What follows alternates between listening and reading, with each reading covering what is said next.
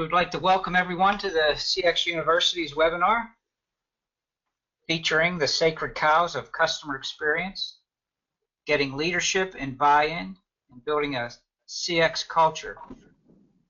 We appreciate your attendance here today and thank you for taking the time out of your busy schedule to join us. As you come into the webinar, you are set up as a listen-only mode. You will not be able to unmute yourself. The presentation will last approximately 30 minutes. You may submit questions at any time throughout the webinar using the control panel to the right. At the end of the presentation, we will respond to them during a 10-minute question and answer session. If for some reason we do not have time to answer every one of the questions, you'll receive a personal response via the webinar registration email you provided. Finally, Mohammed Latif's Sacred Cows ebook about the sacred cows will be given to you as a thank you next week for your attendance at this webinar. So at this time, I would like to hand this over to our CEO of CX University, Mohammed Latif, to begin today's presentation. Great. Well, thank you, Joe. And let me add my personal welcome to all of you that have joined us. And I know many of you have very busy schedules, and so we're very grateful that you are attending the session today with us on the subject that Joe has just indicated. I am going to turn myself away from any distraction to you and just focus on the messages that we want to convey to you folks. And I'll come back towards the end so that at least you're able to once again associate the face and the voice that you're listening to. Let me say to you at the outset that it's been my experience, and I've been in the customer experience business for more than 2 decades, and there is a resonant message that always comes through whenever I am talking to practitioners or otherwise folks that are involved in trying to position themselves within the realm of customer experience practices. And the 2 issues that have surfaced are, how do I get leadership buy-in? And we know that that's very important in the work that we do as customer experience professionals. And then how do I galvanize an entire organization around the focus that the organization aspires to be able to achieve? So when you think about all of this, it poses some challenges, and I am proposing, and I am indeed only proposing, that there be consideration of what I call some critical and essential principles that have to first and foremost be in place in order to successfully embark upon a customer experience culture. I'd like to point out to 2 issues here that you need to be attentive to. I call the good guys the sacred cows. Now, if you went to the English dictionary, you will find that sacred cows are defined in very negative terms. This may be part of my ancestral heritage that I see sacred cows as being very positive. And so what I'm arguing for is that in order for you to be successful in any CX initiative in your organization, you need to have these undeniably essential properties in place. And these are what? These are your policies, your practices, your procedures, your essential culture. And what you have to do is guard against the internal resistance that surfaces from what I call past routines. I define these as moose. These moose that hang around our necks, weigh us down, especially because they are no longer relevant in the culture of business that we experience today. And so keep sacred cows and moose in mind as we walk through what I'm characterizing as the 11 essential principles that you must have in place to have a successful customer experience focused organization. And I would submit to you that if you go through these 11 sacred cows, you would have the basis for being able to make a case with senior leadership to provide the necessary support to reinforce the aspirations and help you achieve the goals that you have for your customer experience work. And so as I go through these sacred cows, let me do it in the form of telling you a story about a particular case. In this instance, I'm picking up Apple. You think about your experience when you walk into an Apple retail store. It's a fairly open concept. There are no checkout lines, but I hearken you to think about the experience you had, if you've been there, with the folks that you met, those Genius Bar employees. Those Genius Bar employees are trained to understand what it means to deliver an exemplary experience. In fact, they are trained sometimes so deeply that they actually convey subtle subconscious messages so that they can evoke your emotions. Now, if you can have, think about this, if you can have every single employee in your organization organized around your customer experience agenda, you will effectively have made it the heart of your organization. And I ask you to consider two things as we think about this very important principle. If you find a mistake on your billing that you get from, let's say, a utility or a TV company or a credit card or whatever it is, when there's a mistake there, you don't think of the billing clerk sitting deep inside an organization. You think about the brand. Is it the bank? Is it the cable company? Is it the airline? It's the brand that you respond to. So if you see that disconnect, it immediately tells you that you need to ensure that there's connectivity through the entire depth of your organization, reaching the furthest and deepest participant in your employee workforce. And so what that translates into, if you are going to have the principle of it being everyone's business, you have to adopt the practice of radical decentralization. In other words, you've got to locate CX behavior where it matters the most. Now, this obviously begins at the top. We know that strategic discussions take place in the mahogany suites of the corporate world. Should customer experience not have a voice and a presence there around the table? Now, the voice and the presence these days, and Amazon's a terrific case example, has this incredible obsession with ensuring that even if they do not have a chief customer officer or a VP of customer experience, they have a chair there that metaphorically represents the voice of the customer, so that the empathic elements associated with building a customer-centric organization is present. Now, we know, those of us who are in the customer experience business, that this is an evolving discipline, and positions have not yet sort of overtaken the seats across the corporate world. Many of the leading organizations, of course, have developed positions. So we have directors and managers of customer experience. We have, in many instances, not certainly in all or in most cases, chief customer experience officers. We have VPs. I would submit that as the discipline matures, we will find ourselves with an occupant in that empty chair that represents the voice of the customer experience practice inside a company. If you were to go to Disney, and I'm now referring to the third sacred cow, and I just want to confirm that you can see my slide. It's about building habits. If you can cultivate, and we often talk about CX behaviors, how about CX habits? And perhaps the best illustration, yes, Joe? Your slide did not move. That's interesting. That's why did that happen? Here we go. How about now? Yes. Okay. Okay, I better keep an eye on that. You've all been to Disney, and you've seen how the cast members interact with you. And if you haven't been to Disney, go and enjoy the magnificent interaction that they will embrace you in, because they have been reinforced, trained and reinforced with behaviors that allow them to communicate not only the message that's intended, but they do so with spontaneity and they do so with authenticity. And I should just say to you all to consider the following. It's a very significant design principle. If you apply design thinking in your practice, this is an important design principle. Don't try to fix things. I would ask you to think about a paradigm shift and focus on creating things, because fixing is tough. Creating is much more exciting and filled with a lot more energy. So I invite you to consider creating, and even old dogs, by the way, can be taught new tricks. And I suspect that all of you would agree with that.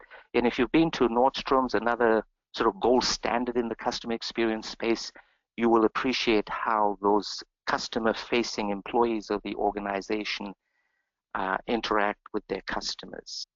If you're really a diehard CX practitioner, one of the things you always want to foster, promote, encourage is innovative thinking. Organizations that want to position themselves with a customer focus must have a disposition of applying design principles, and that means that you've got to encourage brainstorming, encourage an open mind, encourage a free expression of ideas and thoughts, and eliminate fear and distrust. And you've got to absolutely eliminate any fear of failure. If you have an organization that is ridden with fear and its close cousin called distrust, innovative thinking in organizations would be impeded. And if you think about design thinking, they're often asking you to actually shed yourself of this fear and distrust and open your mind to ideas and share those and experiment. They always encourage experimentation because there's a great deal to learn from those experiments. And in fact, they argue experiment, fail quickly, fail often. The important thing is to learn.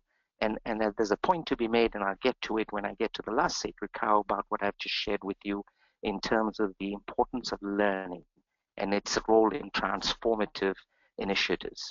Sacred Cow 5, we know that the second face on the coin has to be about the people that deliver the experience. There is absolutely no doubt in my mind, as would be the case in the minds of anybody that understands this discipline, that employees are the ones that deliver the aspired or promised experience. So you must focus on employees.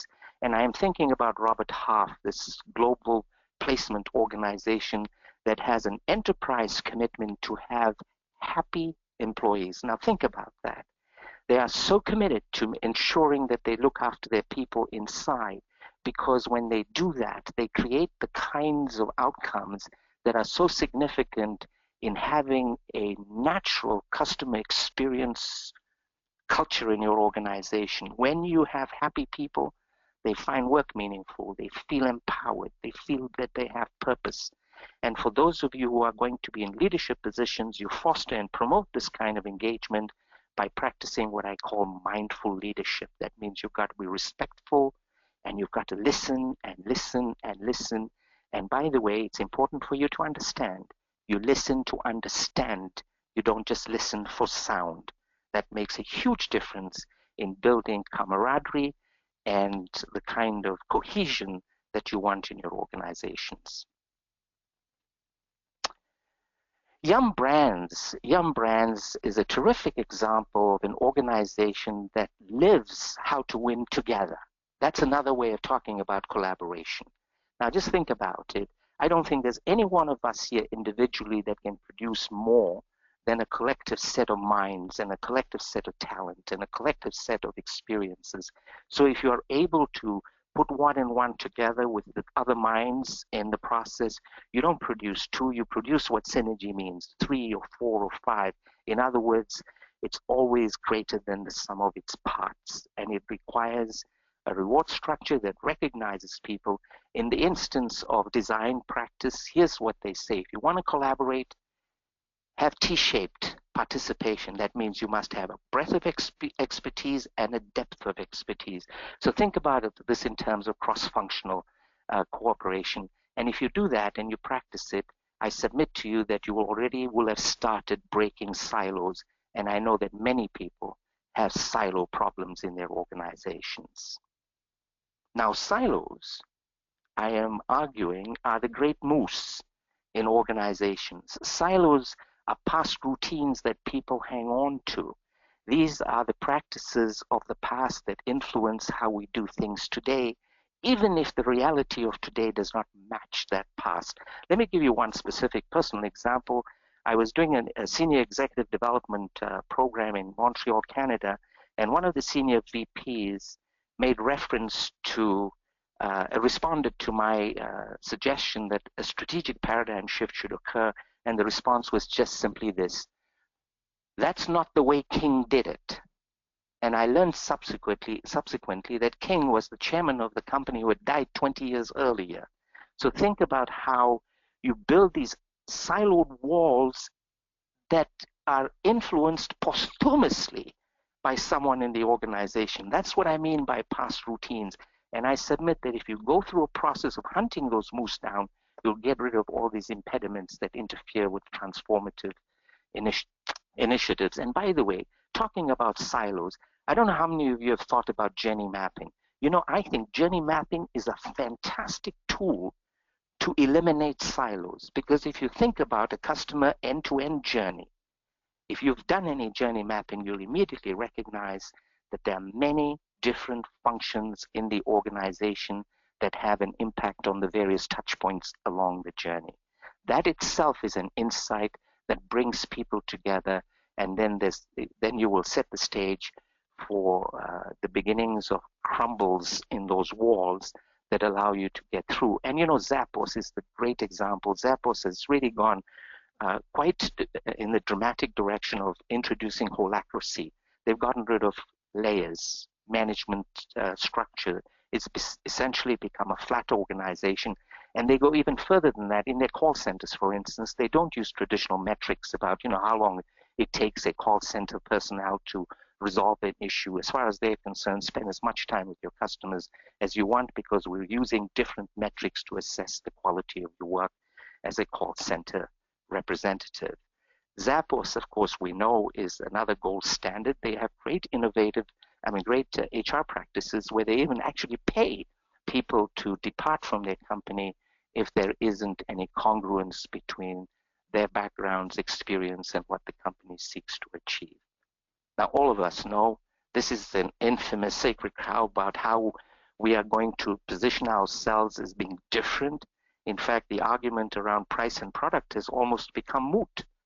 These days, it's how do I position myself from a customer experience standpoint that allows me to stand out in the crowd. It allows me to be distinctive. Now think about how exciting is it to buy a mattress? And so here comes along Casper Mattress, and they have done more than just selling a sleep surface. They have this incredible packaging system, and they send your mattress to you delivered, and they give you all the tools you need to unpack it. And there's a process of fun that you go through, and they even would include a bedtime book for you to read as you lay down on this sleep surface. Now think about this. All of this brand differentiation comes from a deep empathic understanding that they had of their customers and found out what customers really enjoyed. And Casper is a terrific example of a company that started recently and has become really quite a significant player in the sleep business, if you would. Now, you know, when we think about buy-in, you will all recognize that your leadership says, what's the ROI? What's the ROI? What's the return? Why should I invest in customer experience initiatives? Well, if you don't have data, which would be the case if your level of maturity in the customer experience practice in your organization is fairly early in the game, so you're starting out, and even if you're more mature, you still have to make a case for additional investments. The point, though, is that you can always point to third-party resources when you don't have your own data. We know, for instance, research indicates the kind of results you're looking at on this screen. Here's a case in point in a transaction-based business that I drew from Medallia's work with the organization that's involved in transactional business activities, and look at the curve. There's a clearly positive line there that reflects that annual revenues goes along with customer experience practice. So the better positioned you are as a customer experience organization with centricity as an enterprise commitment, I think you will see the evidence expressed in the form of business results. Causality is a totally separate issue, but I'm not getting into that for now. So that's our sacred cow 9. It is about output, key performance indicators, financial health. Now, we talked about empathy, and we will come across the use of the term empathy anytime we discuss customer experience, because anytime we have an outside-in approach, anytime we focus on the customer, we want to walk in that customer's world. I couldn't find a better example than Delaware North, one of the largest family-owned businesses headquartered in Buffalo, New York State. And I looked at that company, and they actually have an enterprise program called Walking the Guest Path. Every executive in the company is asked to actually physically walk through the path, and it's the path across all channels through which their guests come to them. Think about that practice. It's more or less akin to the empty chair metaphor, but here you're actually walking, holding hands with your colleagues, and you're there embracing the actual palpable sense of what it's like to be a guest in their organization, whether it's in their restaurants, at state parks, national parks, airports around the world, or even at their casinos. And again, here we have issues about building personal skills. If you want to really step into someone else's shoes, you must understand what it means to build this capacity through your own social skills and your emotional intelligence. Let me get to my final cow. I made reference earlier to the notion of learning from our mistakes, and this is what I meant. If you are going to pursue an agenda to transform your organization to be customer focused, I would submit, and if you apply design principles, I would submit that what you are going to have to come to terms with and be comfortable with is adaptive implementation of your initiatives. In other words, go ahead, do things, experiment, fail quickly, fail often, but learn. And there's nothing more powerful than learning by doing. And the best way to learn by doing is to engage in frequent, thoughtful action. I cannot think of a better example than the Ritz-Carlton hotels that have married their customers and their employees through this very simple but powerful message. If you ask the CEO of the Ritz-Carlton Hotel, describe your culture, and the response would be, we are an organization where we have ladies and gentlemen serving ladies and gentlemen. We have our employees who are ladies and gentlemen serving our customers who are ladies and gentlemen. I could not find a better example of the congruence between those two faces that I referenced, customers and employees, and this is a terrific illustration of that kind of strategic intimacy that allows them to be another gold standard. Ritz-Carlton Hotels has actually become a CX training organization for many corporate systems across the globe. Okay, so I've walked you through the 11 proposed sacred cows that I hope will invite you to reflect a little further around the kinds of things that you've thought about in your organization. Where does this lead us? Here's where I am suggesting you take this in the next step. I call it the sacred cow imperative. You've got to be bold. You've got to be extraordinary if you want to create a customer-centric culture. And I would submit to you, this is where you begin. You begin by looking at every impediment that is no longer relevant. And I call them impediments. It's a pejorative label. But you know, a policy that's useless is a policy that should be extinguished. A procedure that's useless and comes from the past is a procedure that should be extinguished. And similarly, all those meetings and deluge of reports and controls and paper that's running around shuffling, you need to do what I call moose workouts. These are development programs where you go concertedly searching for and then replacing them with principles that are supportive of these 11 sacred cows that I've suggested that you consider and keep on your radar screen. So if you want to build a culture, go around getting rid of, go through the organization, getting rid of those outdated policies, procedures, and practices, and replace them with sacred cow policies, procedures, and practices.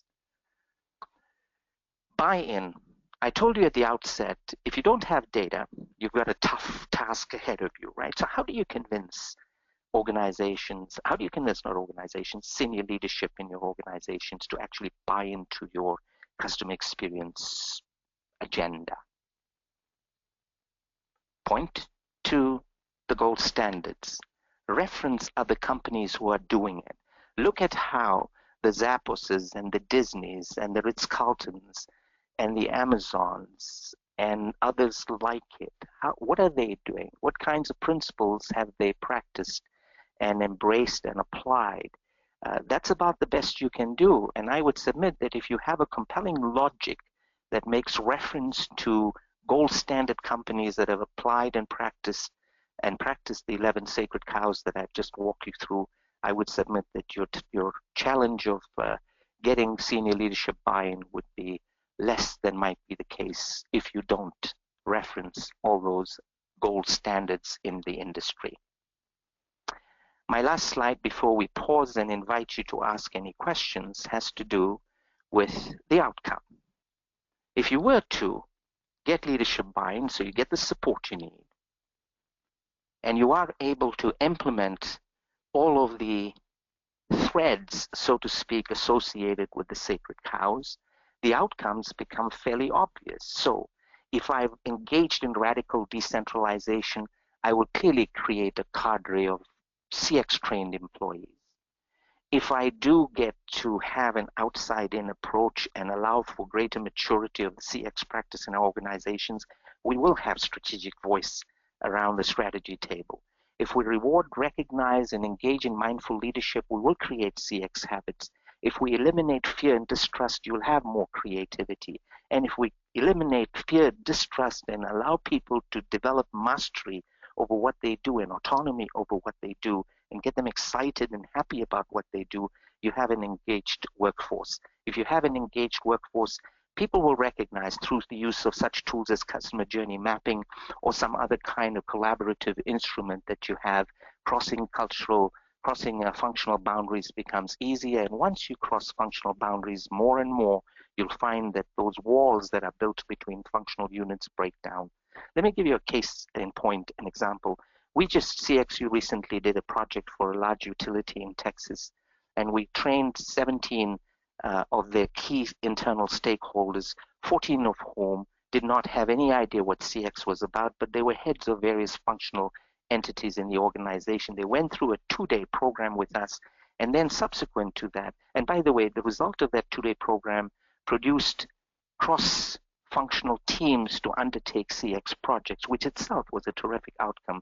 But even a more significant outcome was, how do we engage in radical decentralization so that the 17 of us that have learned something here in the 2-day workshop can actually share it with the entire organization?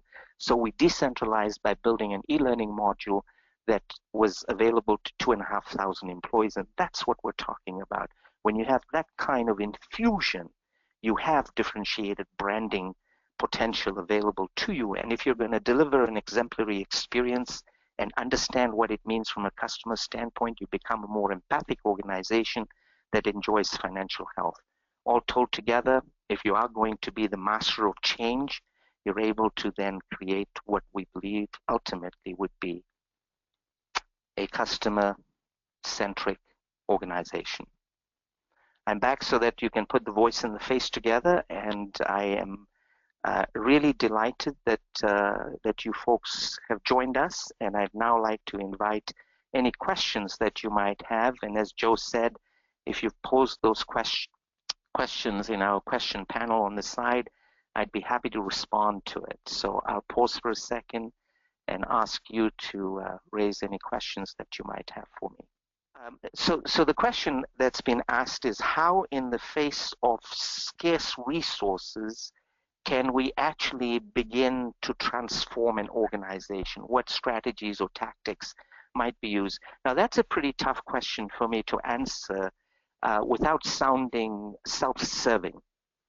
So I just shared with you an example of how we were able to take a company's internal CX initiatives and had it distributed to every employee in an organization. We did it through an e-learning modality.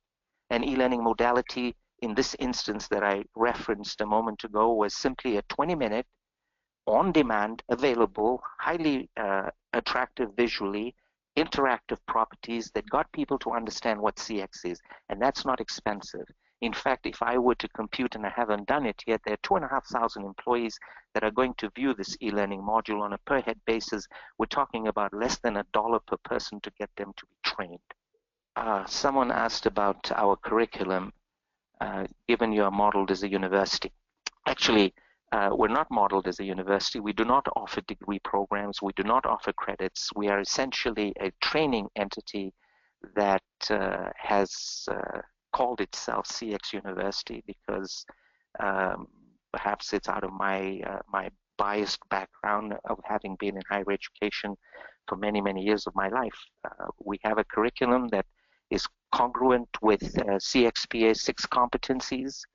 And our 6-course program is built around those CXPA identified competency sets, and that's what our program is about. Now we're doing more. We just started a patient experience program. We're starting an e-learning module series, and we're just about to launch our CX program in Spanish.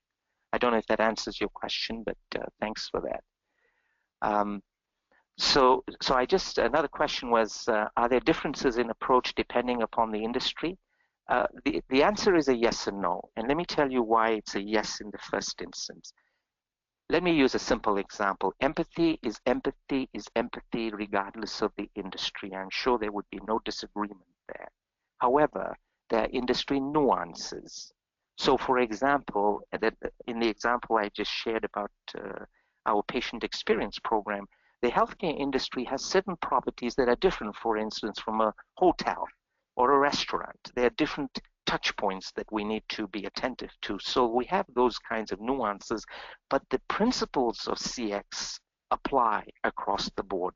So I always think about CX principles as being industry agnostic, but they do need to have flavor built around them so that there's a good fit. So the other question is, how do you get employees to be more customer focused? I think I gave you a very concrete example of being able to do that. Here's the key, and the question has to do with a remarkable challenge. Remember I said that customers don't look at the billing clerk that's made the mistake on the bill. They look at the brand as having made the mistake. Now that billing clerk won't appreciate the impact because that billing clerk doesn't fully understand the consequence of a careless mistake. So if you can connect the dots deep into your organization and demonstrate to that billing clerk that a billing mistake generates this kind of a customer emotional response, you will make that billing clerk's work much more meaningful, and I would submit much more conscientious in trying to ensure accuracy all the time. I've given examples in the B2C space. Are there any examples in the B2B space? And the answer is, of course, there are lots of examples in the B2B space. And which industries are notorious for poor CX? Well, that's a generalized observation. I can tell you based on having read, for instance, the Temkin Group ratings, having read the Forrester ratings, and then ACSI, which you're all familiar with, that comes out of the University of Michigan. I think across the board we find that telecom, cable companies tend to be on the low end of the ladder. They are the ones that have poorer customer experiences. And by the way, these are mostly B2C organizations that have poorer customer experience because they have not yet adopted a framework that allows them to push customer centricity and getting folks on board around the agenda that has been adopted by the company. Our executive team thinks here's another question, folks. Our executive team thinks that they are customer-centric, but they're really more reactive to customers. How do I help them see the difference? Is there really no difference as long as they're responsive to customer needs? Well, I am hearkened back to this observation. There's a remarkable difference between intent what you think in your head, and action, how you behave. And so I often challenge people that say, yes, I understand.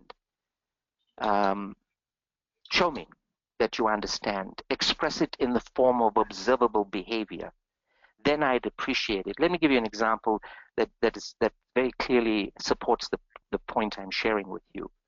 For instance, employee engagement, short of people valuing the organization, agreeing to the value system, enjoying leadership, um, feel totally committed to the mission, how do you know that they're engaged? How can you observe engaged behavior? We call it, in the engagement field, we call it discretionary behavior.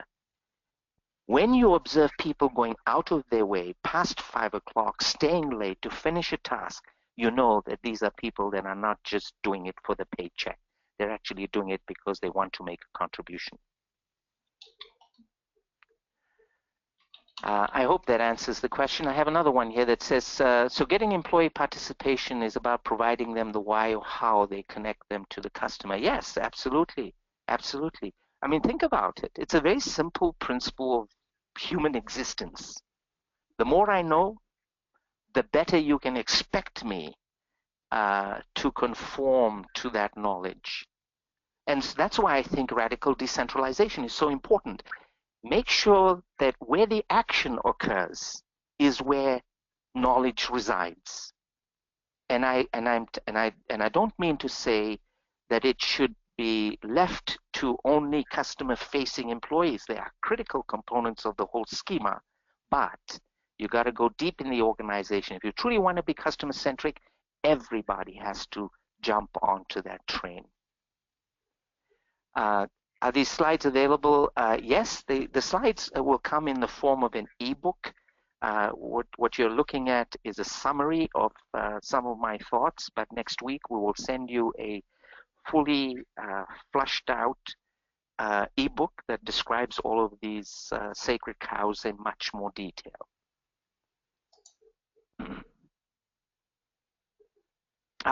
So the question is about rewards.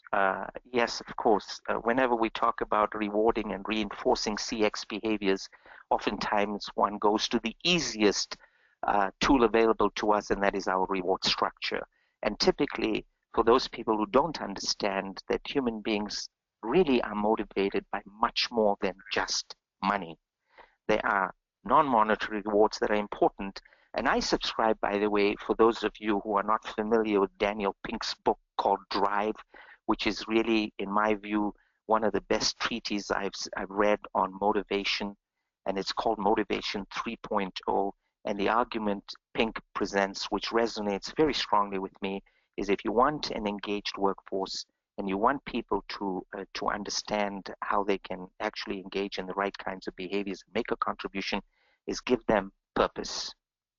Give them autonomy and allow them to become really good at what they do. If you create mastery, purpose, and autonomy, I would submit you would have a very powerful workforce aligned with your CX initiatives. There's two questions related, I believe. Which cow is a good starting point, and which of the sacred cows are the most important to an organization? Well, I think I made that, and if you can still see my sacred cow number one, I would submit to you that you can take your CX aspirations, wishes, and dreams and put them on the shelf if there isn't a commitment to ensure that everyone in your organization has a role to play in building a CX culture and winning in your competitive landscape. I couldn't be more definitive than that. And to me, that's an a priori requirement. And that is that it's not just buy-in, it's buy-in across the entire system. You know, we can't have these little monopolies in our organizations. It just doesn't work anymore. You've cited models of positive CX. Which industries are notorious for poor CX? I did respond to that, I thought, by making reference to cable companies and, you know, some airlines are down there. Telecom is very well known for being on the lower end of the scale, the CX scale. And you know, if you really want real hardcore data, the place to go to that's available to anybody that's interested is the ACSI at the University of Michigan. Uh, it's called the American Customer Satisfaction Index, and almost every month they're doing industry reports and offering benchmarks, and they'll show you who's on the top and who's at the bottom. And as a matter of fact, typically, you know, it's interesting. I've done a lot of work in the B2B, in the B2C space and in the B2B space, and I will tell you, it's typically the B2C space that you'll see CX leaders rising and showing themselves, because they are particularly attentive to the mass of employees that deal with a mass of customers at those interaction points where it matters the most. What role do you feel predictive modeling plays in CX? Predictive modeling has a significant role in CX, but people need to understand that predicting is a science. It's not just, you know, let's figure out how we can determine what tomorrow looks like. If you really want to predict, you have to have an enormous amount of data, and you have to have folks that are data scientists and understand what it means to put together formulations and algorithms that allow you to, with confidence and a high degree of reliability, predict what would happen tomorrow, because that's what this is. It's a crystal ball approach, right? And there's a whole science behind that. Now, I can tell you, based on intuitive logic, that if we were able to apply and implement these sacred cows, you would have a CX robust organization. And I can predict that based on a set of a priori assumptions that I make, because it is theoretically meaningful. It is empirically supported. I can showcase examples like I just have here, for instance, with Robert Half, as I did in every instance of a sacred cow. There are case examples that give you the empirical data that suggests that if you were to apply these 11 sacred cows in your organization, you can comfortably predict that your CX initiatives will be successful. If we're talking about that kind of predictive modeling, it's different from the mathematical modeling that I just referenced earlier, where we need an enormous number of data points. And one last question, I believe, Mohammed. This Yes. might be a confirmation. So getting employee participation is about providing them the why or how that connects them to the customer. Absolutely. Absolutely. It's providing them the what, the why, the how, the when. It's the infamous 5 W's. I think the more you get your employees part of this whole engine, the better the engine, the better oiled it would be, and it will certainly be energized around those initiatives. I can't tell you how important that is. And as I said, I go back to the question that was asked about what is the most important. I will put my foot out and say the most important initiative that you can undertake in your planning and thinking, at least, is to ensure that whatever CX program you're going to start, it must involve every single person in the organization. Thank you, Joe, and thank you all for coming from around the world to listen to the propositions I've shared. I hope it was meaningful. I hope it was a worthwhile investment of your time, and we certainly look forward to crossing paths again very soon. Thank you all again, and we hope you have an enjoyable day. Bye-bye.